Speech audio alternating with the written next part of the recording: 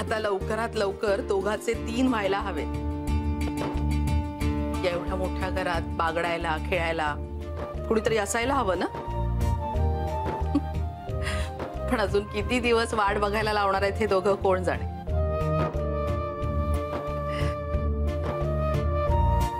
कुणाच्या आशीर्वादानं कृपाप्रसाद मिळणार आहे त्यालाच ठाऊक।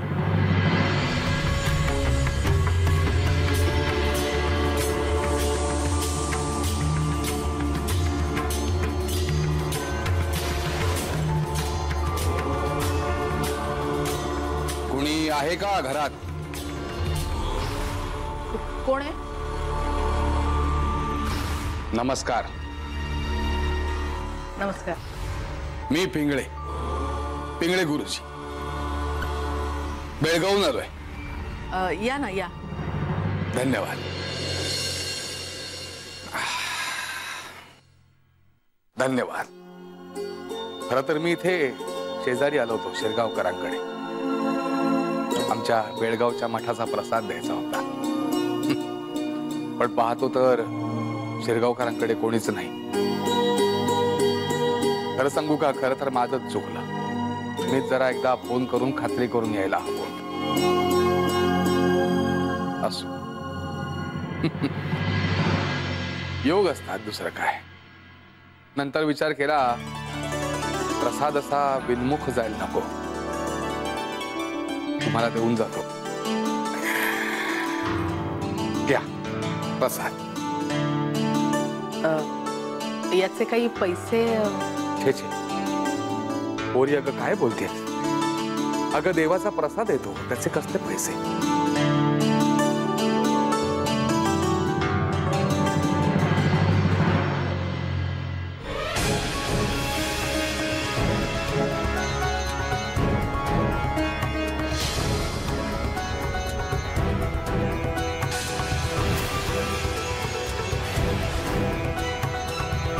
काय झालं?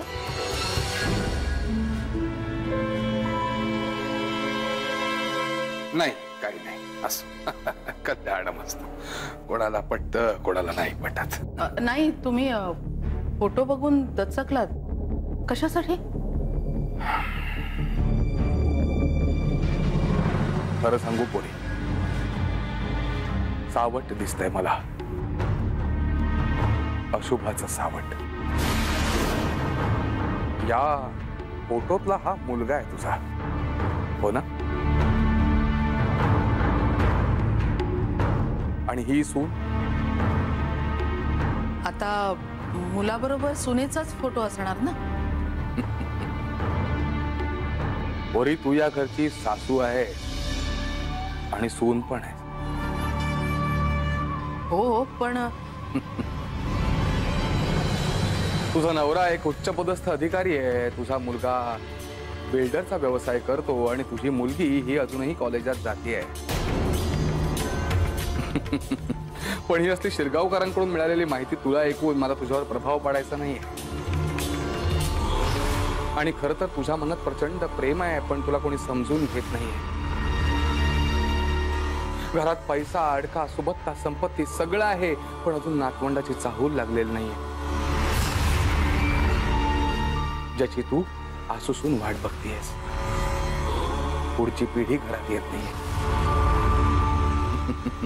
हे असं भावनेला हात घालणार मी काही बोलणार नाही, माझा तो स्वभाव नाही। पण हिच्या,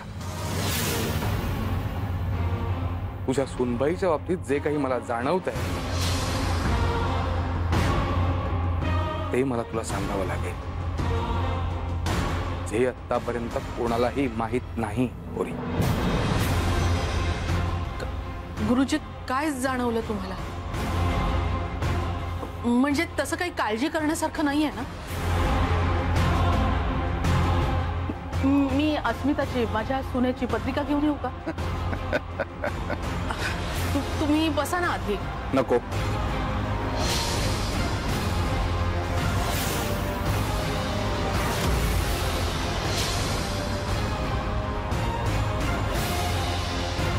या घरातल्या लहरी बरंच काही सांगतायत मला। आत्ता कुठं तुझं तुझ्या सुनेशी पटत असलं तरी मुळात मनाविरुद्ध लग्न करून घरात आणलं. आणि ह्याला कारण तिचं जगा वेगळं का, हो ना? हो. आणि या कामाच्या संदर्भातच तिच्यावर जीवावरचं संकट येणार आहे पुढे.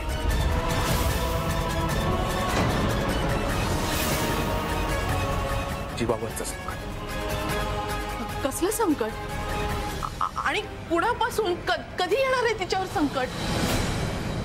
काय, कुठं, कधी, कसं?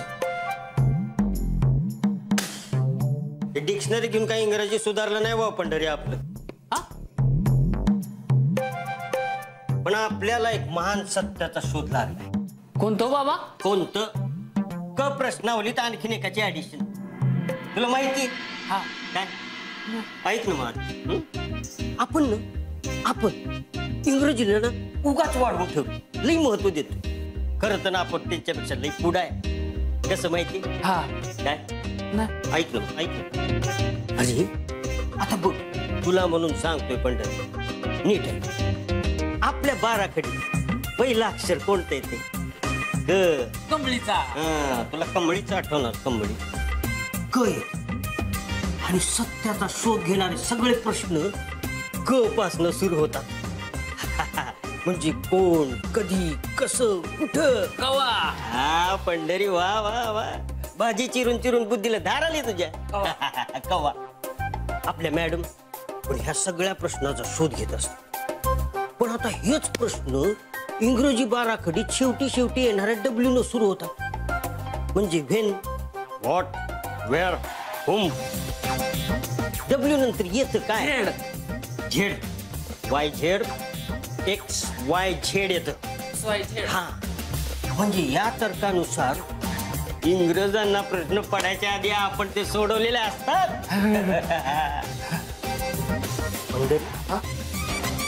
धोका म्हणजे डेंजर, खतरा. इंग्रजीचा विषय चालला ना आपला. धोका म्हणजे डेंजर. इंग्रजी स्पेलिंग प्रमाणे दोन्ही अक्षरे डी पासून सुरू होतात. धोका, डेंजर, संकट. गुरुजी जरा स्पष्टच सांगा ना, कसलं संकट येणार आहे अस्मितावर? संकट कसलंही असू शकतं पोरी. छोट्याशा अपघातापासून त्या जीवावरच्या संकटापर्यंत काहीही असू शकतं. आपल्या हातात असतं ते फक्त काळजी घेणं. पोरी, आत्तापासून 1 महिना जपायला हवं. 1 महिना खूप काळजी घेऊन वागायला हवं. कळलं? मला सांग पोरी,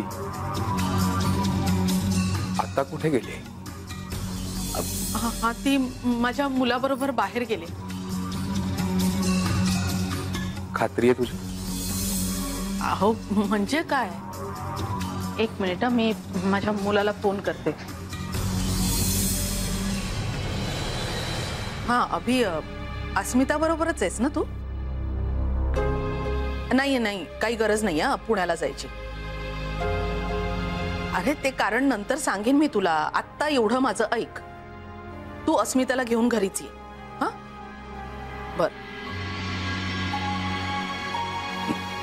कल्याण मस्त. पोरी, तुझी सून आत्ताच एका खूप मोठ्या जीवावरच्या संकटातून बाहेर पडली. पण पुन्हा पुन्हा विषाची परीक्षा घेऊ नकोस. आत्ता वाचली, पुनश्च वाचेल असं नाही. पण अभि म्हणाला ती तिच्या माहेरी गेली होती बहिणीकडे. बंडू, पंढरी.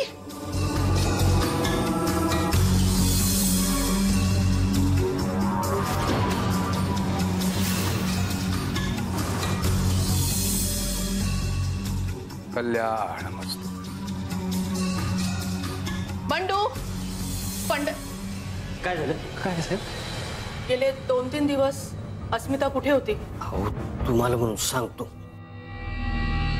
अस्मिता मॅडम शत्रूच्या किल्ल्यात घुसून पराक्रम केला त्यांनी.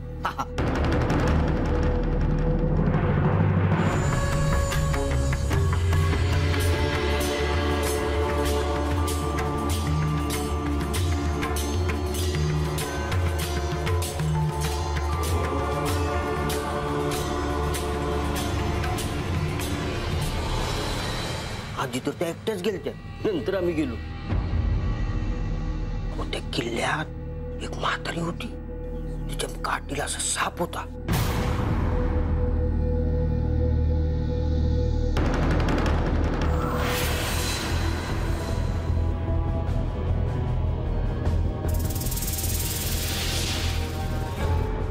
या घराची मालकीण मी आहे.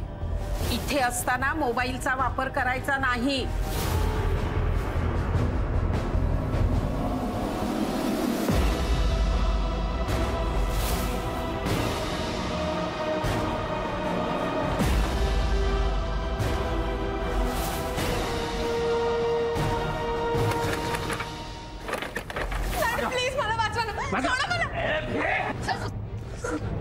चल सोड.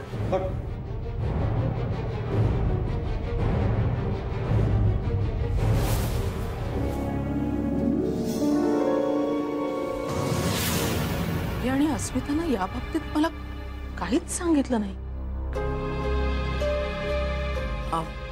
बंडू तू जा आता, आणि पंढरी तू जरा दूध घेऊन ये. होय. काही टेन्शन आहे का? नाही काही नाहीये, तू जा.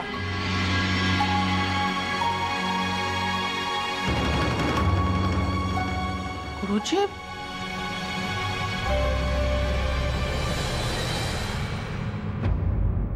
गुरुजी, अस्मिताच्या संकटावर काहीतरी उपाय सांगा ना.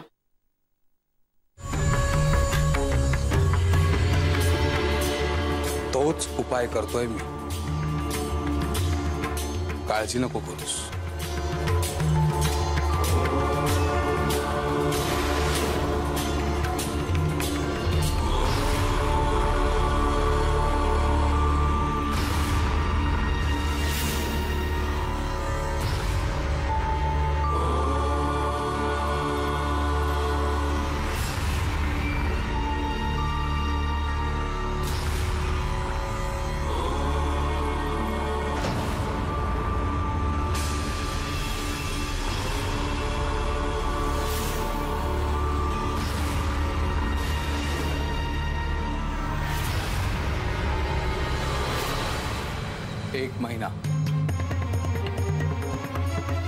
एक महिना पूर्ण होईपर्यंत तुझ्या सुनेनं ही रेषा ओलांडता कामा नाहीये.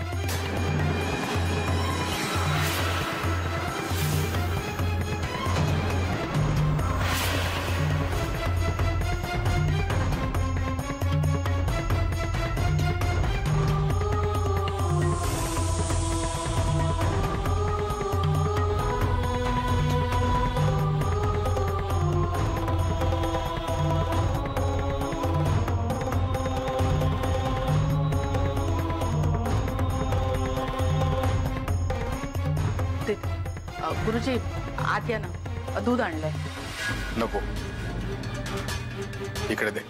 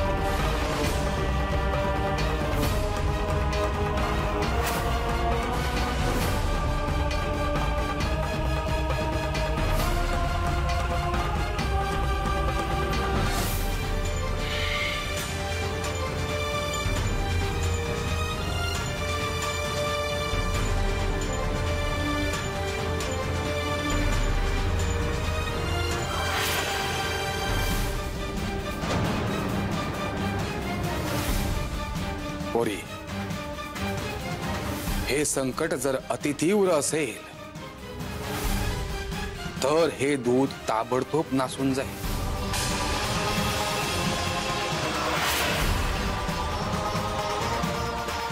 चला, काळजी घे. सांगितलेल्या सगळ्या नियमांचं पालन कर. तुझ्या सुनेला सांभाळ. ठीक होईल सगळं. थांबा गुरुजी, तसेच नका जाऊ. दक्षिणा घेऊन जा. नाही पोरी, भोराभूषण पिंगळे गुरुजी म्हणतात मला.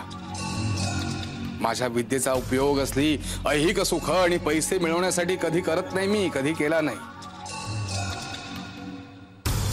कुठे अशुभाची चाहूल लागली तर त्या माणसांना त्याची कल्पना देण्यासाठी एक मार्ग दाखवण्यासाठी मात्र मी याचा नक्की उपयोग करतो. आणि द्यायचीच असं दक्षिणा तर ती गोरगरिबांना वाटून टाक, गरजूंना देऊन टाक, म्हणजे मला मिळाली असं समजेल. चला. आणि हो, या घरावरचं अरिष्ट दूर झालं की मग मात्र फराळाला आणि दूध प्यायला हक्काने येईन मी. निघतो.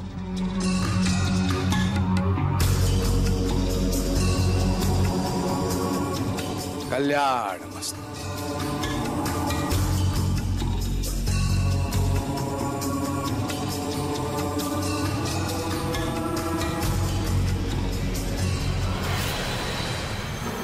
आई साहेब काय झालं? उमरेवरलं दूध नासलं या. काय? ताजं तापवलेलं दूध नासलं कसं? हे संकट जर अतितीव्र असेल तर हे दूध ताबडतोब नासून जाईल. म्हणजे भयंकर संकट. अरे देवा.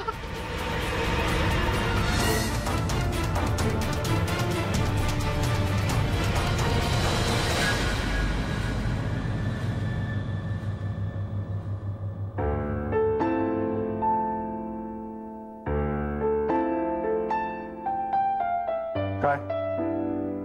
अभि, अस्मिता त्या भयानक बाईकडे गेली होती आणि तू मला सांगितलंस की ती माहेरी तिच्या बहिणीला पूर्वाला भेटायला गेली होती.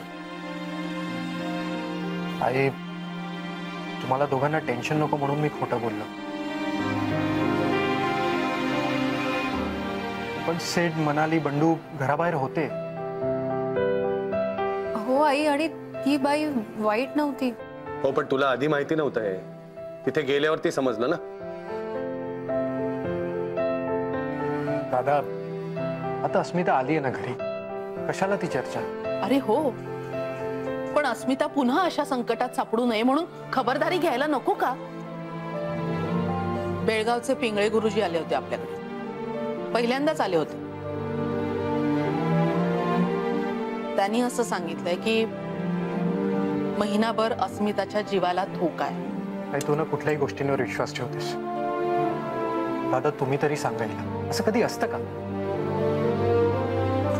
अभि, अरे त्यांनी सगळ्या गोष्टी अगदी बरोबर सांगितल्या आणि त्यांचा हा अंदाजही काही खोटा ठरायचा नाही. आई, आणि ते सगळं त्यांनी अंदाजाने किंवा कदाचित इकडून तिकडून माहिती मिळवून सांगितलं असेल. आणि असले गुरुजी फक्त पैशांसाठी काम करतात. बाजी दे. अभि, अरे काय वाटेल ते काय बोलतोयस? त्यांनी दक्षिणाच काय, साधं दूधही घेतलं नाही. उलट त्यांनी दिलेला इशारा खरा ठरला. दूध नासलं. अगं, घरातलं दूध नाही का नासत कधी? अभि, पण हे घरातलं दूध नाही नासलं. उंबरठ्यावर ठेवलेलं दूध नासलं. आई, ते नासलेलं दूध कुठे? अगं, तू काय तर त्याचंही इन्व्हेस्टिगेशन करणार? मी दिलं ते फेकून. आणि आता मी जे काही सांगते ना ते लक्षात ठेव. हा महिना संपेपर्यंत तू घराबाहेर पडायचं नाहीस.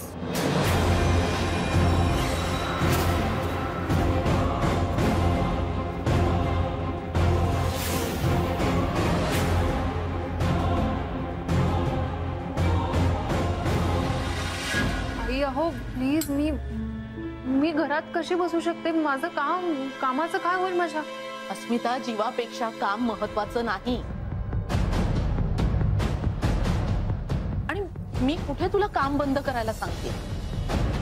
तुझे असिस्टंट आहेत ना, स्टडीत बस आणि तुला जे काय काम करायचे ते कर. आता प्लीज तुम्ही तरी समजावा ना आईंना. अस्मिता, तू खोटं बोलून त्या सुलेखाकडे गेलीस ते मला पटलेलं नाही आणि आवडलेलं नाही.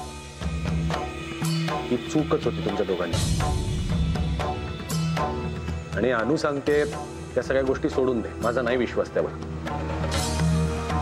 मला असं वाटतं आता तिच्या भावना समजून घे आणि तिचं मन राख. काही दिवसांचाच प्रश्न आहे ना.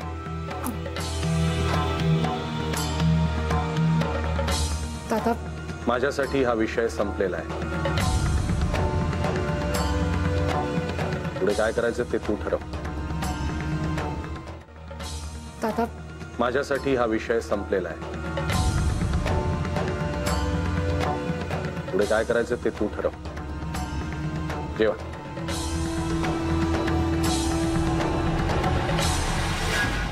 आता महिनाभर मीच हिच्यावर पहारा ठेवणार आहे.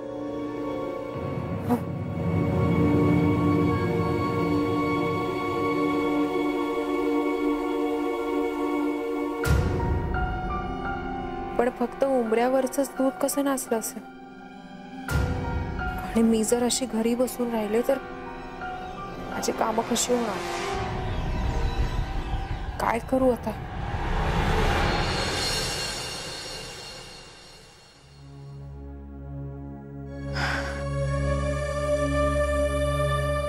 सेठ, प्लीज काही दिवस तुम्ही सांभाळून घ्या. आता आई खूप चिडले. काकू त्या गुरुजींमुळे चिडलेत ना. तुम्ही नका काळजी करू, आम्ही आहोत ना सगळे. नाही, आणि मी रात्री बोलून बघते आईंशी. कदाचित त्यांचा मूड बदलेल, ते ऐकून घेतील. मी काहीही ऐकून घेणार नाही. आणि रात्री पण माझा मूड असाच असणार आहे. तू बाहेर जायचं नाहीयेस हे ठरलंय. आई, मी कुठेही जात नाहीये.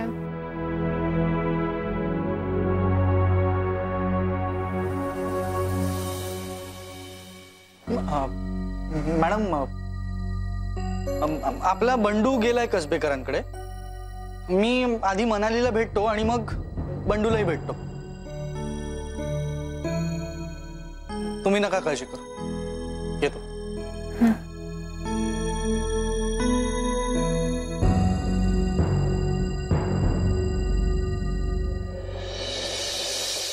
मी आता देवळात चालली आहे.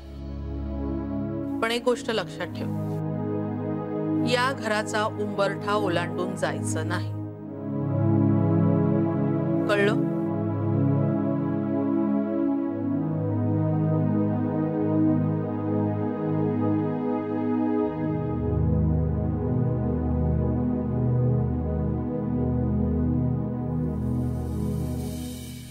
हे बघ, असा केविलवाणा चेहरा करून बसू नकोस. मी काही सासूरवास करत नाहीये तुला. तुझ्या भल्यासाठीच बंधन घातलं हे तुझ्यावर. त्यामुळे घराचा उंबरठा ओलांडून जायचं नाही. लक्षात ठेव.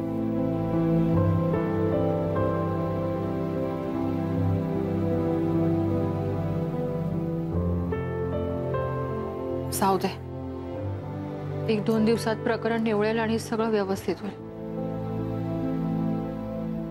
पण तोपर्यंत मला असंच बसावं लागेल.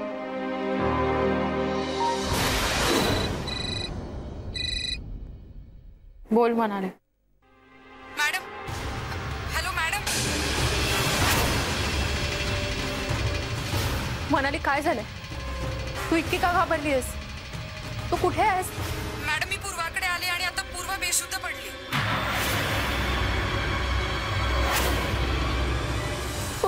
पूर्वा बेशुद्ध पडली? अगं म्हणाली, कशी? काय नेमकं काय झालंय? म्हणाली, नक्की काय झाले मला काहीच कळत नाहीये. तुम्ही प्लीज लवकर या ना इकडे. मी hello hello hello hello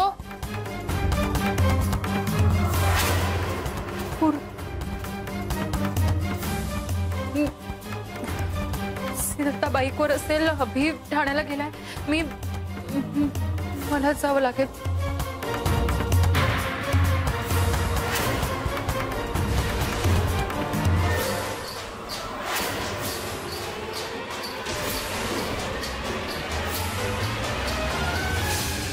madam मी पूर्वाकडे आली आणि आता पूर्वा बेशुद्ध पडली. नक्की काय झाले मला काहीच कळत नाही. तुम्ही प्लीज लवकर या ना इकडे. या घराचा उंबरठा ओलांडून जायचं नाही.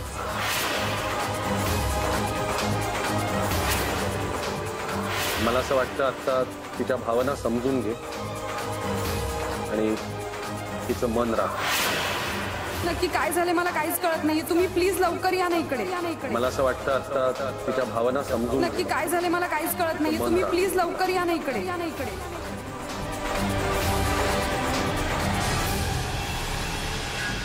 हा देवीचा अंगारा अस्मिताला लावते आणि घरात सगळीकडे फुंकते, म्हणजे सगळी संकट दूर होत.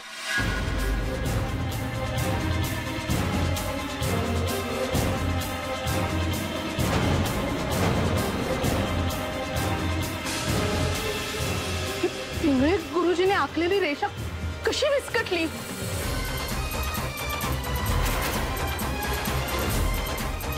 हा अस्मिता, अस्मिता, अस्मिता, पंढरी पंढरी इकडे ये. अस्मिता. काय आहे साहेब? अस्मिता, अस्मिता कुठे आहे? अस्मिता वहिनी घरात नाही त्या. घरात नाहीये? कुठे गेली, का गेली ती?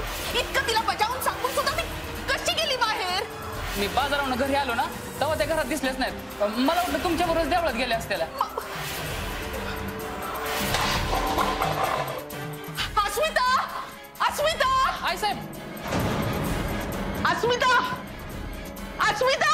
आई साहेब काय? अरे तू आई साहेब काय कर, तू बाहेर जा, तिला शोध. कुठे दिसेल तर तिला लगेच घेऊन यायचे. मी बसते, तू जा. अस्मिता. अस्मिताला फोन करते. एवढं बजावून सांगितलं होतं तरी बाहेर कशी पडली ही? आता मी खडसावून विचारेन म्हणून फोनही घेत नाहीये. नक्की कुठल्या तरी नवीन केससाठी गेली असणार. हिला ना केसच्या पुढे काही दिसतच नाहीये.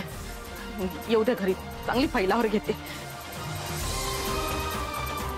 कुठल्या नवीन संकट तिच्यावर आलं नसेल ना? हा, अभिला फोन करते. हा फोन का उचलत नाहीये? ड्रायव्हिंग करत असेल. मनालीला फोन करते. हा, तिला नक्की माहिती असेल अस्मिता कुठे आहे. मनाली फोन उचल. फोन का उचलत नाहीये ही? सिद्धेश्वर, सिद्धेश्वर, माझा मोबाईल मला परत कर. का लपवून ठेवलायस? तुला वेळ लागलाय का? मी कशाला लपवून ठेवू तुझा मोबाईल? मला काय तेवढेच काम आहे? तू स्वतः ठेवला असेल कुठेतरी. प्रत्येक गोष्टीत मस्करी करायलाच पाहिजेत का? हे बघ, माझं डोकं ठिकाण्यावर नाही. हे कधी असतं? सिद्धेश्वर, तू काय झालंय काय पण? काकूंनी मॅडमना घराबाहेर पडायची बंदी घातली. मला काही सुचत नाहीये रे. आणि त्यात आता माझा मोबाईल. तू काळजी नको करू. आपण शोधूया तुझा मोबाईल. मी फोन ट्राय करतो.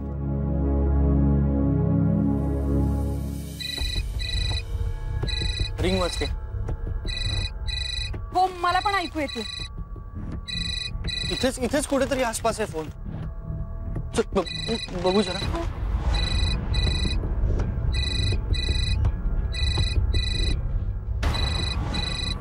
या, हा बघ इकडे. पण इथे कसा आला मोबाईल? मी इथे आलेच नव्हते. मग काय सरपटात आला का मी टाकला? स्वतः कुठेतरी टाकायचा फोन. हे घे. स्वतः फोन वाटेल तिथे ठेवायचा आणि माझ्या नावाने शंख करायचा. मी लपवला म्हणून. कितना हुआ? एक काकूना फोन कर. आणि का? 2 फोन येऊन गेलेत त्यांचे. काय? एक काकू का फोन करत असतील मला? बरोबर आहे. तू मॅडमना फोन केला होतास ना, म्हणून जापायला फोन केला असेल. बोल. मॅडम ना? मी कधी फोन केला? तू कधी फोन केला? इकडे. हे काय? पण मी नाही केला फोन मॅडमना. हा, कोणी केलाय? काकूंचा फोन. तू बोल. मी बोल. तुला आला ना फोन? बोल. बोल. हॅलो काकू, माझा फोन हरवला होता आणि मग बराच वेळाने सापडला आणि मग कळलं की तुम्ही फोन केले होते. ते जाऊ दे, अस्मिता तुझ्या जवळ आहे ना, तिला ताबडतोब फोन दे. मॅडम आमच्या बरोबर नाहीयेत. म्हणजे त्या घरीच असतील ना, कारण अगं ती घरी असती तर मी तुला फोन केला असता का मनाली? काय झालंय बोल ना. ती कुठेतरी न सांगता गेली, फोनही घेत नाही, मी शोधतेय तिला. एक मिनिट हा काकू. सिद्धेश्वर, मॅडम कुठेतरी बाहेर गेल्यात आणि काकूंचा फोन घेत नाहीये. काकू खूप टेन्शन मध्ये, बोल ना. हा काकू, सीड बोलतो. काकू तुम्ही नका काळजी करू, आम्ही बघतो. आणि मॅडमशी काही कॉन्टॅक्ट झाला तर आम्ही तुम्हाला लगेच कळवतो.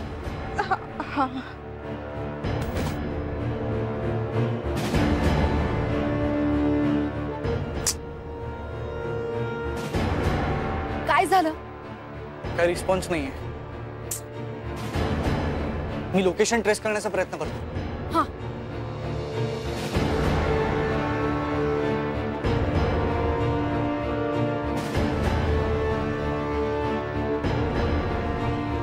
मॅडमचा फोन गार्डन रेस्टॉरंटच्या कुठेतरी आसपास आहे. Garden restaurant?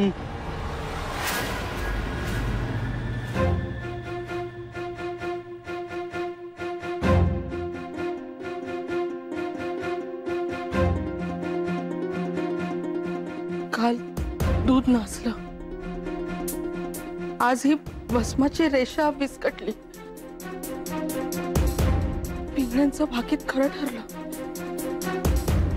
कुठे गेले ही अस्मिता? तिच्यावर एखादं संकट तर ओढवलं नसेल ना? देवा, रक्षण कर तिचं देवा.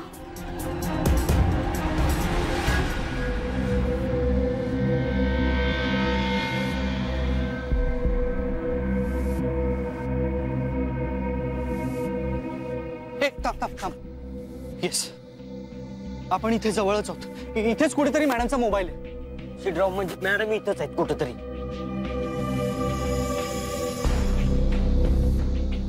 पण इथे तर कोणीच दिसत नाहीये. बंडू, तू एक काम कर, तू फोन ट्राय कर लगेच. लवकर.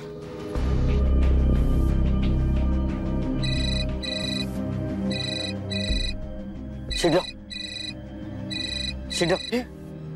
फोनची रिंग ऐकू येते, म्हणजे मॅडम इथंच कुठेतरी आहेत. बंडू, इथून ऐकायला येते. चल. मॅडमची पर्स?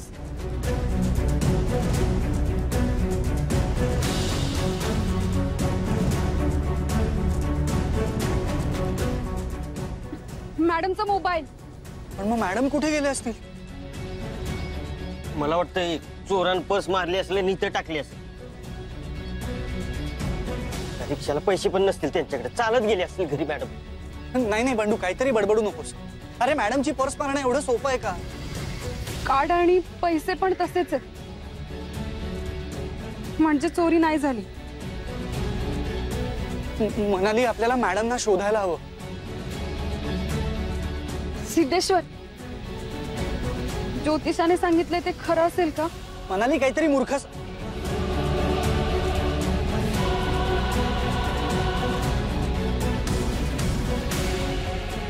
हे मनाली, हे बघ, आपण शोधतोय ना मॅडमना, आपले प्रयत्न चालू आहेत ना. त्यांना काही नाही होणार, तू शांत राहा. मला काय वाटतं शेठराव, आपण अभिदादाला जाऊन भेटायला पाहिजे.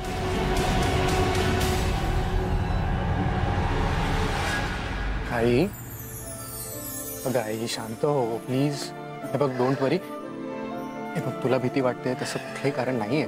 शांत. अरे पण ती घराबाहेर गेलीच कशासाठी?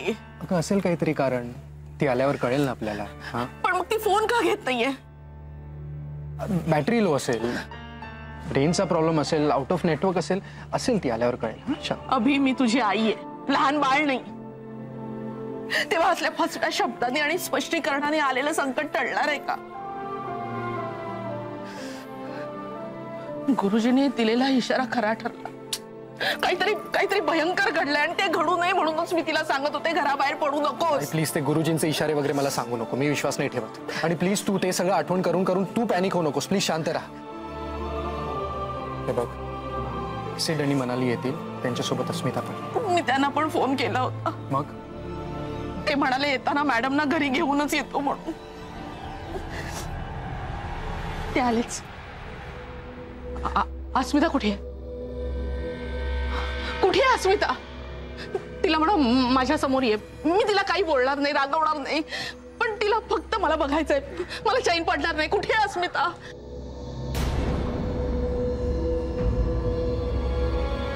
हो ऍक्च्युली मॅडम आमच्या बरोबर नाहीये.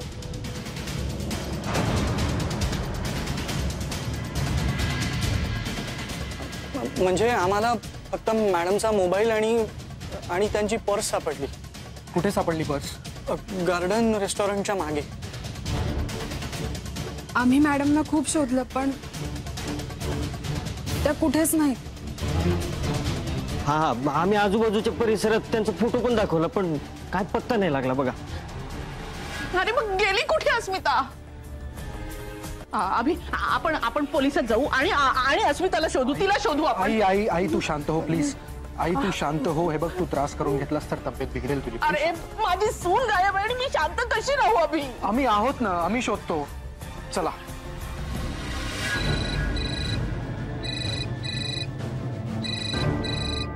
हॅलो अस्मिता. हा अस्मिता. अस्मिताचा फोन आहे. थांब थांब. अस्मिता कुठेस तू? कुठून बोलतेस? काही पत्ता नाही तुझा. आणि एक मिनिट, एक न सांगता कुठे गेलीस तू? आई किती काळजीत आहे. सॉरी अभि, अरे कामच तसं होतं. अगं असलं कसलं काम होतं? आणि मी तुला काय सांगितलं होतं? हा सॉरी आई, मी तुम्हाला फोन करणार होते पण वाटेत माझी पर्स चोरीला गेली. मोबाईलही त्यातच होता, त्यामुळे मी काहीच करू शकत नव्हते. पण तुम्ही अजिबात काळजी करू नका, मी 1-2 दिवसात परत येईन. नाही, तू ताबडतोब आत्ताच्या आत्ता निघून ये. कुठलंही महत्वाचं काम असलं तर ते सोडून इथे निघून ये तू. बस. आई मी अगदी सेफ आहे, तुम्ही काळजी करू नका. मी तुम्हाला आल्यावर सगळं नीट सांगते. आई मी थोडीशी घाईत आहे, मला नीट ऐकू पण येत नाही. मी तुमच्याशी नंतर बोलते. हा ठीक आहे. हॅलो अस्मिता. अशी काही फोन ठेवून तिला घाईत आहे म्हणाली. झालं, दुसरं मोठं काम पण झालं. चल. हो दादा, काय देऊ? काला खट्टा, लिंबू सरबत.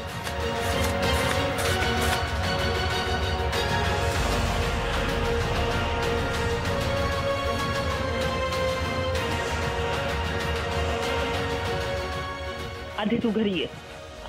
आधी तू माझ्याशी बोल. तर मी अनुभवनी, मनाली, अस्मिता सगळ्यांचा आवाज काढू शकते.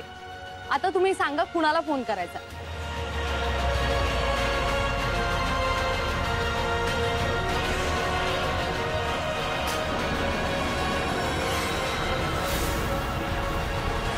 आजी काय ती मी तिला सांगत होते ताबडतोब निघून ये. तिला कळत नाही का? माझं म्हणणं ऐकायचंच नाहीये का तिला? आई शांत हो. हा शांत आहे, मी शांत आहे. फोन आलाय ना? हा फोन आला. म्हणजे ती सुखरूप आहे. सुखरूप आहे. आता प्लीज शांत हो. फोन आला बरं वाटलं नाही का? हे बघ, तू सकाळपासून काही खाल्लं नाहीस. आज चल, तुला काहीतरी खायला देतो. फोन आला बरं झालं. सुखरूप. हो. चल. मॅडम कोणत्या कामासाठी गेले असते?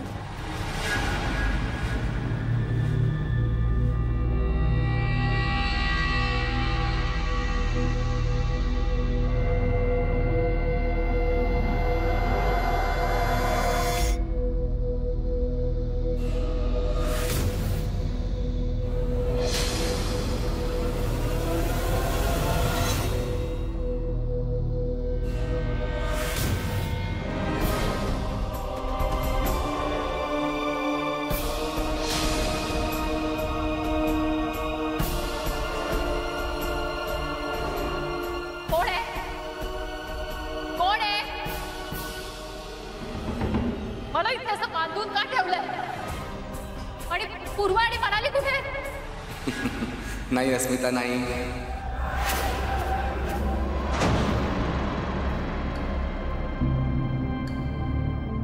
शांत. हे बघ, त्यांचा या प्रकरणाशी काहीही संबंध नाही.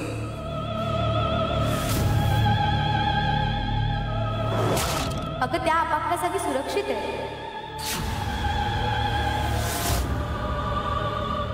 कारण हा महिना संपेपर्यंत तुझ्या जीवाला धोका आहे.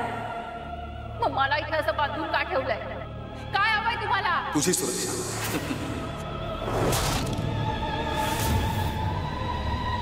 अगं तुझ्याच सुरक्षेसाठी आणले. काय हवंय तुम्हाला? समोर काय येत नाही यात माझ्या? येणार, नक्की समोर येणार. योग्य वेळी नक्की समोर येणार.